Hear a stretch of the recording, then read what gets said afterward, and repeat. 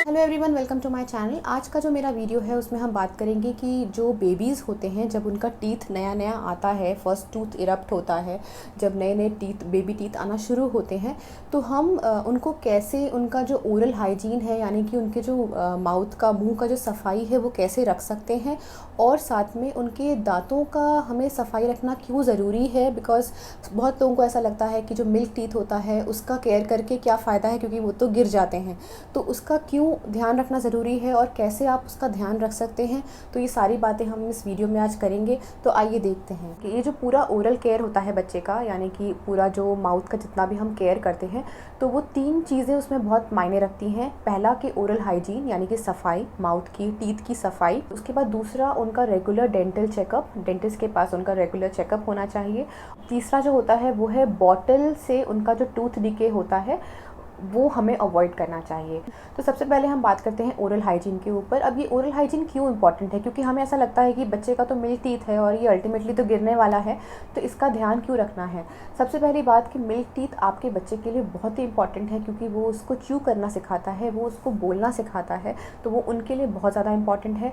दूसरी बात कि अगर उनके मिल्क टीथ में कैविटी डेवलप होता है, हायर चांसेस हैं कि उनके परमानेंट टीथ में भी कैविटीज़ हो सकते हैं। तीसरी बात, अगर उनका टूथ डिके की वजह से मिल्क टीथ जल्दी गिर जाता है तो चांसेस है कि जो जब परमानेंट टूथ आएगा वहाँ पर तो वो मिसअलाइंड रहेगा। हो सकता है कि जो उसका पोजीशन होना चाहिए उसमें ना रहे, तो फ्यूचर में बच्चे को ब्रेसेस लगने के, यानी कि जो दांत का मिसअलाइनमेंट के लिए हम जो ब्रेसेस लगाते हैं वो उनको लगाने की ज़रूरत पड़ सकती है। ये सारी बातों को ध्यान में रख के आपको अपने बच्चे का ओरल हाइजीन हमेशा मेंटेन रखना चाहिए। ओरल हाइजीन कब से स्टार्ट करना है और कैसे मेंटेन करना होता है। सबसे पहली बात कि ओरल हाइजीन बच्चे के जन्म से ही किया जाता है। टूथ आने से पहले भी आप बच्चे के माउथ की सफाई कर सकते हैं। अब जब आपको न्यूबॉर्न्स का माउथ क्लीन करना है तो वो कैसे करेंगे, आपको सिंपल एक वॉश क्लॉथ, जैसे बच्चों का जो छोटे छोटे रुमाल आते हैं तो उनको बिल्कुल साफ़ होना चाहिए वो, और हल्का वार्म वाटर में उसको गीला करके रुमाल को और अपने फिंगर पे उसको लपेट सकते हैं,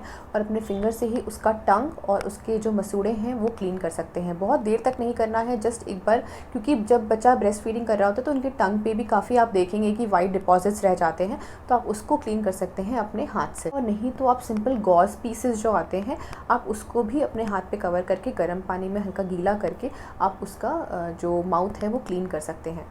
अब उसके बाद जब टूथ इरप्ट होता है बच्चे का, तो आप वहाँ से लेके फर्स्ट टाइम जो टूथ इरप्ट हुआ है उसके बाद से लेके 1 साल तक आप बच्चे का, या तो 2 ऑप्शन है आपके पास, या तो आप जो पहले फॉलो कर रहे थे वही करिए, आप जो हाथ से कर रहे थे, फिंगर से कर रहे थे, और दूसरा ऑप्शन है कि आप उनको सॉफ्ट सा टूथ ब्रश दे सकते हैं बिना टूथपेस्ट के। टूथपेस्ट की ज़रूरत नहीं है। 1 साल से लेके 2 साल तक के बच्चे को आप वॉश क्लॉथ हटा सकते हैं, पूरा का पूरा हाथ से क्लीन करने की ज़रूरत नहीं है, आप सिंपल उनको ब्रश से करा सकते हैं। तो फर्स्ट टाइम दांत आने से लेके 2 इयर्स तक मैंने कोई टूथपेस्ट नहीं दिया था अपने बच्चे को, लेकिन अब फ्लोराइड फ्री टूथपेस्ट अवेलेबल होने लग गए हैं।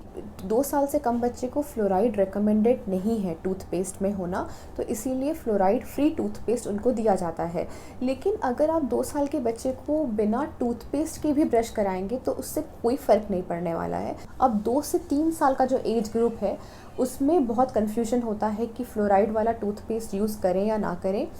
तो फ्लोराइड वाला आप यूज़ कर सकते हैं, लेकिन जो रेकमेंडेड क्वांटिटी है उसी में, यानी कि बिल्कुल जो राइस का जो दाना होता है, चावल का जो दाना होता है, सिर्फ उतना पेस्ट बच्चे को देना होता है। आप अपने पीडियाट्रिशियन से भी इस बारे में बात कर सकते हैं। अब फ्लोराइड फ्री वाला जो आप 2 साल से पहले अगर आपने यूज़ किया हुआ है, अगर वो बोलते हैं कि इसी को कंटिन्यू करिए 2 से 3 साल तक भी, तो आपको वैसे ही फॉलो करना है। मैंने क्या किया था कि 2 से 3 साल के एज में मैं बहुत ज़्यादा कॉन्फिडेंट नहीं थी कि वो स्वॉलो नहीं करेगी, तो मुझे लगता था कि वो अगर मैं उसको थोड़ा सा भी दूंगी तो वो स्वॉलो कर लेगी, और वो हर दिन कराना फिर उसके लिए वो सेफ़ नहीं रहेगा। तो मैंने बहुत ही लेट से, यानी कि जब वो 2 साल 8 महीने की हुई उस टाइम पे मैंने उसको फ्लोराइड वाला टूथपेस्ट इंट्रोड्यूस किया, एंड देन उसको सिखाना शुरू किया कि उसको स्पिट करना है। तो तब तक मैं, जब तक वो 3 साल की हुई उसके बाद वो फ्रीली फ्लोराइड वाले टूथपेस्ट से ही करती थी। 3 साल के ऊपर बच्चे को आप बिल्कुल फ्रीली फ्लोराइड वाले टूथपेस्ट दे सकते हैं, वो सेफ़ होता है, लेकिन बच्चे को सिखाना है कि स्पिट करना है, स्वॉलो नहीं करना है। तो इस तरह से उनके मिल्क टीथ का ध्यान देना है। और एक बार जब मिल्क टीथ गिरने लग जाते हैं और जब नया टीथ परमानेंट टीथ आना शुरू होता है तब बच्चे यूजुअली 6-7 साल के हो जाते हैं। तब वो कोई भी एडल्ट का जो टूथ ब्रश होता है और टूथपेस्ट होता है वो यूज़ कर सकते हैं, कोई भी उनको रिस्ट्रिक्शंस नहीं है। अब सेकंड चीज़ जो आती है वो है बच्चे का डेंटल चेकअप कब कराना है। तो यूजुअली डॉक्टर्स ये रेकमेंड करते हैं कि 1 ईयर के मतलब फर्स्ट ईयर का जो बर्थडे होता है बच्चे का, उससे पहले आपको एक बार डेंटल चेकअप कराना है। लेकिन अगर आप फुल डेंटल केयर प्रैक्टिस कर रहे हैं, आप बच्चे का अच्छे से ओरल केयर पे ध्यान दे रहे हैं, आप अच्छे से क्लीनिंग कर रहे हैं, तो आप 3 साल के एज तक वेट कर सकते हैं, बिकॉज बच्चे बहुत कोऑपरेटिव भी नहीं होते हैं डेंटल चेकअप के लिए। उसके बाद थर्ड जो मैंने चीज़ बोली थी वो है बेबी बॉटल की वजह से जो टूथ डिके होता है। इस पे मेरा पूरा एक वीडियो बना हुआ है, आप मेरे चैनल पे जाकर देख सकते हैं, बेबी बॉटल से जो टूथ डिके होता है। अब स्पेशली जो बच्चे रात को फीड लेके यानी कि बॉटल फीड लेके सोते हैं, उनका टूथ डिके होने का ज़्यादा चांसेस होता है 1 साल से ऊपर बच्चों का।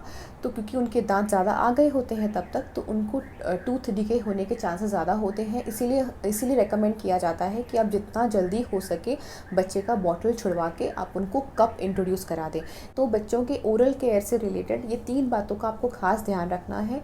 तो आई होप आपको ये वीडियो हेल्पफुल लगा होगा। अगर आपके कोई क्वेश्चन है इस टॉपिक से रिलेटेड तो प्लीज़ मुझे कमेंट सेक्शन में लिख के ज़रूर बताइएगा। अगर आप किसी और टॉपिक पे वीडियो चाहते हैं तो वो भी मुझे कमेंट बॉक्स में लिख के बताइएगा।